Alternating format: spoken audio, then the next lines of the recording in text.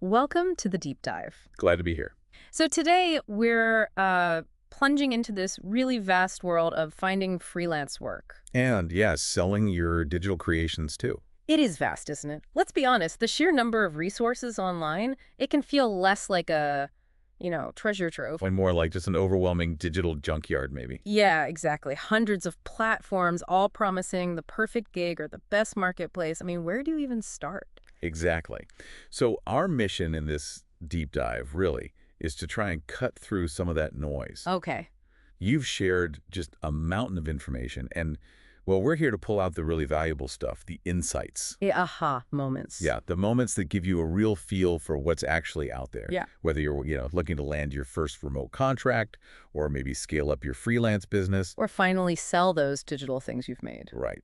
We're basically aiming to give you a shortcut, a map maybe, through this pretty complex landscape. Okay, so looking at the material you sent over, one of the first things that jumps out is, thankfully, how the freelance platforms are categorized. Ah, yes. It's not just one massive, scary list, which is, frankly, a huge relief. Definitely helps. We're seeing categories like general marketplaces, remote job boards, Yeah. and then it really drills down into niches, doesn't it? It does. Like writing and content, design and creative, tech. Just having that structure feels like a win already, right? Oh, absolutely. It lets you focus your energy immediately. Yeah. And, this categorization isn't just for neatness. It actually reflects how specialized the freelance economy is becoming. That's a good point. So thinking about your specific skills and the kind of work you're actually after, these categories act like filters. Guiding you towards the right places. Exactly. Guiding you towards platforms where you're, more likely to find relevant opportunities and less likely to get totally lost. Makes sense. Let's start with those broad strokes then. Yeah. The general freelance marketplaces. We're thinking the big names here. Upwork, Fiverr, Freelancer.com, Toktal, Guru. These feel like the default starting point for, well, almost anyone with a skill to offer. They're the behemoths, aren't they? And for good reason, their sheer size means a really high volume of, well, both opportunities and freelancers. Right. What's fascinating now, though, is seeing platforms within that general space trying to differentiate themselves a bit. Also. Well, take Solid Gigs, for instance. Its whole focus is apparently on higher paying roles, Oh, interesting. which suggests, there's a demand for more curated talent and clients willing to pay a bit more for it. Okay. Or look at Contra with its commission-free model. That completely changes the financial setup between the freelancer and the platform. Yeah, that's a big shift. It really makes you wonder about the long-term impact of these, alternative approaches. Mm-hmm. Are they sustainable? Will they catch on? That's a great point. So while the big players offer that sheer breadth, these sort of niche general players are betting on something different. Yeah, just a different value proposition, maybe quality of gigs, maybe the cost structure. Okay. Now, shifting gears slightly, we've got the remote job boards. Right. These are specifically for finding remote employment, yeah? Places like FlexJobs, We Work Remotely, remote, okay, just remote. Mm-hmm. It seems the key difference here is intentionality. Like, these companies are explicitly hiring remote people. Exactly. Unlike those general marketplaces where remote work might just be one option among many, Right. remote job boards are laser-focused. Mm-hmm. And that curation, well, it can save you a lot of time because, every single listing is for a remote position. No wading through irrelevant stuff. Precisely. And as this whole remote work thing matures, we're even seeing, further specialization. Boards like Remote Tech Jobs or EU Remote Jobs. Ah, yeah. Catering to specific skills or locations. Right. And that targeted approach can be incredibly efficient if you happen to fit that particular niche. Makes total sense. Okay, now let's dive into some of these really specific niches. For all the writers and content creators listening, there seems to be a pretty rich ecosystem out there. There really is. We see platforms like ProBlogger, Hmm. Contently, Skyward, and even Funds for Writers. Mm-hmm. It's interesting that Funds for Writers seems to go beyond just job listings, right? It includes actual funding opportunities too. Yeah, and what's quite insightful about the writing and content space is just the variety of models being used. How do you mean? Well, some platforms are basically intermediaries, Yeah. connecting writers with businesses that need content, often at scale. Like Contently or Skyward, maybe? Probably, yeah. Others, like Funds for Writers, seem to recognize that a writing career can be, well, precarious sometimes. Definitely. So they aim to provide more comprehensive support, including, financial resources, grants, things like that. Mm. It speaks to the specific challenges within that community. That's really helpful context. Okay, and for the visually inclined, the designers, the creatives, there's a vibrant set of platforms there too. Oh, absolutely. We're talking 99 designs with its contest format. Which is quite unique. Yeah. And then portfolio showcases like Dribbble and Behance and even ArtStation, which looks like it's tailored for artists in gaming and entertainment. That's right. How does someone even navigate these different approaches, contests versus portfolios? Well, the design and creative platforms really highlight the importance of visual presentation. Your portfolio is absolutely key. It's everything. Pretty much. Platforms like 99 Designs offer that direct, competitive route to getting projects. Dribbble and Behance are maybe more about showcasing your best work, building a reputation. Which can lead to direct inquiries. Often, yes. Yeah. And the fact that a platform like ArtStation exists really underscores the specialization even within creative fields. It caters to a specific aesthetic, a specific industry focus. So choosing the right one depends on how you like to work and who you want to work for. Exactly. Your preferred way of working and the types of clients or projects you're really aiming for. Got it. Okay, moving into the world of developers and tech professionals, we see platforms like Arc.dev, Gun.io, Lemon.io, and Stack Overflow jobs. Very tech-focused. These seem to really emphasize connecting businesses with highly skilled technical talent, like top tier. That's right. These platforms often position themselves exactly like that, sources of vetted, top-tier tech talent. So they probably have tougher screening. They might employ more rigorous screening processes, yeah. And the focus tends to be on more complex projects, potentially higher rates, too. Makes sense. And the presence of Stack Overflow jobs is particularly interesting, isn't it? Because it leverages that huge existing community. Where developers are already known for their skills. Exactly. Their problem-solving skills, their technical expertise. It's a smart integration. Yeah, definitely. We also notice platforms for virtual assistants like Belay and Fancy Hands. Right. Connecting businesses with remote admin support. And then just a whole range of specialized services. This really shows how niche things have become. It really does. From Colabtree for scientists and experts, Which is fascinating. to Medley for healthcare professionals, and Voice123 or Voices.com for voice actors. It's amazing. These highly specialized platforms really demonstrate that increasing granularity, the fine-tuning of the freelance marketplace. Yeah. If you have a very unique skill set or you operate within a specific industry, these platforms can massively increase your chances of finding relevant work. Cuts through the noise of the bigger platform. Exactly. Avoids all that noise. Okay, let's not forget the microtasks and gigs platforms, like Amazon Mechanical Turk, Clickworker, TaskRabbit. Ah, yes, the microtask world. These seem geared towards much smaller, often really short-term tasks, right? What's the value proposition there? Is it worth it? Well, they offer a different kind of flexibility, often for tasks that are, quick to complete, don't require deep expertise. Okay. So while they might not be a primary income source for someone seeking a long-term freelance career, Right. they can be useful for earning a bit of supplementary income. Or for businesses needing to outsource simple, repetitive tasks at scale. Gotcha. It's also interesting that the source material includes resources for digital nomads and travel.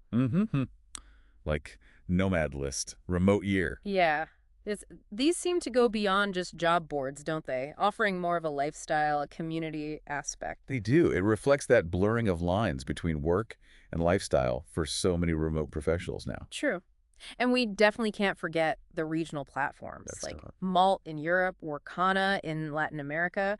The list mentioned ones for China, India, Southeast Asia too, highlighting the importance of, well, local opportunities. Absolutely crucial because those regional platforms often have a much better grasp of local market dynamics, cultural nuances. Data practices too, probably. Exactly, which can be a huge advantage for both freelancers and clients within those specific regions. So, okay, if we had to boil down the key takeaway for all these freelance platforms, it sounds like a one-size-fits-all approach just completely doesn't apply. Not at all. The best platform really hinges on your individual skills, your level of experience, and what you're ultimately trying to achieve. Precisely.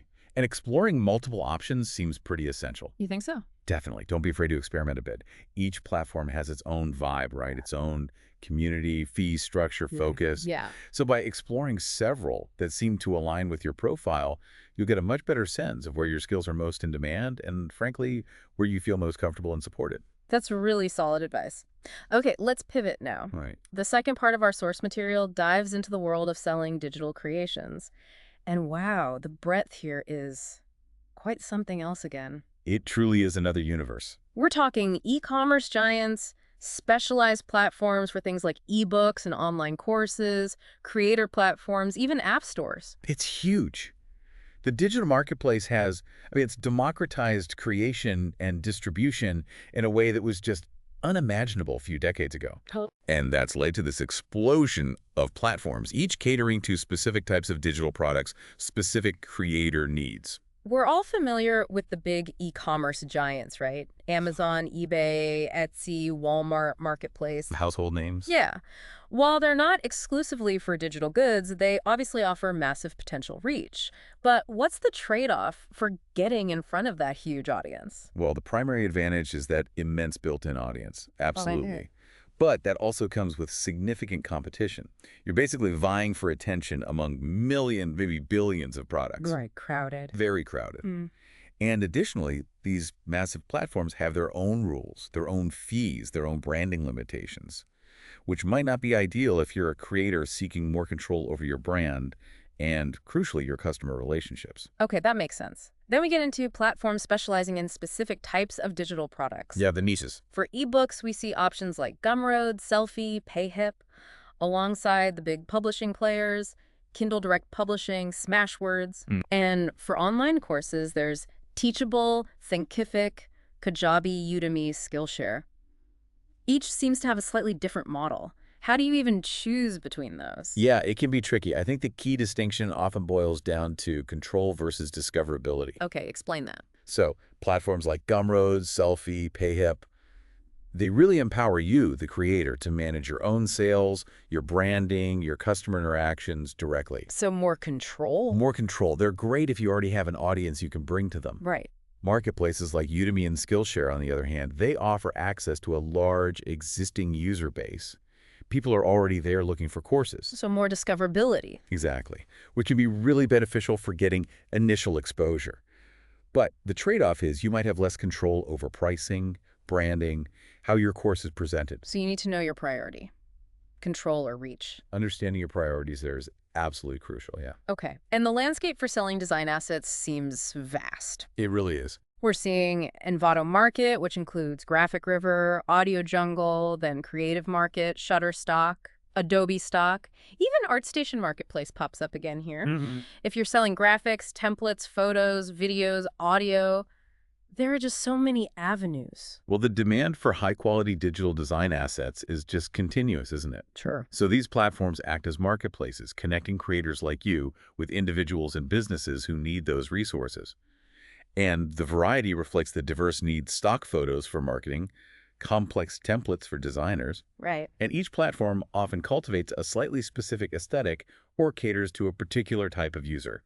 That's something creators should definitely consider. Good point. Look at the vibe of the platform. Exactly. Okay, for those developing software and tools, we have the obvious ones. The app stores from Apple and Google. Can't avoid them, really. No. Plus, browser extension marketplaces like the Chrome Web Store and plugin directories like the WordPress plugin directory. It seems these are pretty essential for reaching users within those specific ecosystems. Oh, absolutely. These platforms provide the whole infrastructure, right, for distributing, often monetizing software and tools within their environments. We handle payments and stuff? Yeah, they handle payment processing, Yeah. updates, makes it significantly easier for developers to actually reach their target users. But they also have pretty strict guidelines and, of course, revenue sharing models that creators really need to be aware of before jumping in. Right, the platform takes its cut. Okay. Right. Then there are the creator platforms and monetization options. Oh, yes. Patreon, Ko-Fi, Substack, Memberful, YouTube channel memberships. This feels different. It allows creators to get direct support, right? Through memberships, subscriptions, tips. It is different. It feels like a more direct connection with your audience. Yeah. And these platforms represent a really powerful shift, I think, towards those direct creator-fan relationships. Building community. Exactly. They enable creators to build potentially sustainable income streams based purely on the value they provide, fostering that sense of community, of loyalty. It's less transactional, more about ongoing support. That's a really interesting model. And just to illustrate how incredibly specific things can get, wow. Some of these are amazing. We have niche marketplaces like PromptBase for selling AI prompts. Who knew that was a thing? The market finds a way. Apparently. Plus, OpenSea and Rarible for NFTs, itch.io and Game Dev Market for games and game assets, Reverb for music gear, Yeah, very specific. and even fonts.com and stockmusic.net for really particular needs. It's quite astounding the level of specialization. These niche marketplaces just perfectly highlight that incredible specialization within the digital creation space. Mm-hmm. If you are operating in a very specific area, these platforms connect you with a highly targeted audience, people who understand and really value your unique offerings. So better conversion rates, maybe? Potentially, yeah. Higher conversion rates and often a stronger sense of community around that niche interest. Okay, so thinking about selling digital creations then, it really underscores how important it is to understand your product, first of all, Absolutely. and your target audience, and how much control you actually want or need. Right. Because different platforms have wildly different commission structures, Yeah. different levels of audience reach. Yeah. And it's worth remembering that our source material even includes that digital creations ideas list. Oh, yeah. That list was great. Could be a fantastic springboard for anyone listening who's looking for a bit of inspiration. Right. Exactly. Choosing the right platform isn't just about picking the biggest one or the one with the most users. It's about alignment. It's about finding the one that best aligns with your specific product and your overall goals as a creator. Think about the fees, sure, but also the marketing tools they offer, the kind of community the platform fosters. A lots to consider. Lots to consider. And that list of ideas. Fantastic starting point to just spark your own creativity, maybe identify some potential market needs you hadn't thought of.